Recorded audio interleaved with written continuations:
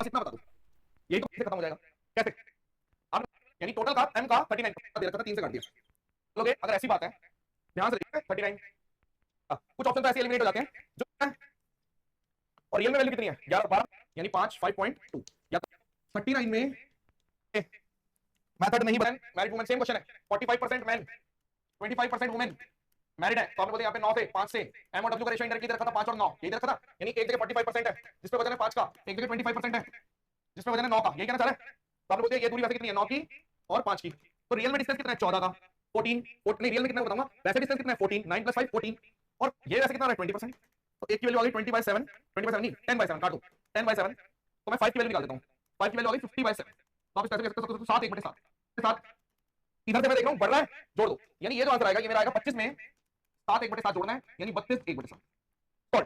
अब कुछ ऐसे भी क्वेश्चन आए जो देखने में बहुत ही सीधे थे, जैसे बोर्ड मास के सवाल होते हैं, बोर्ड मास के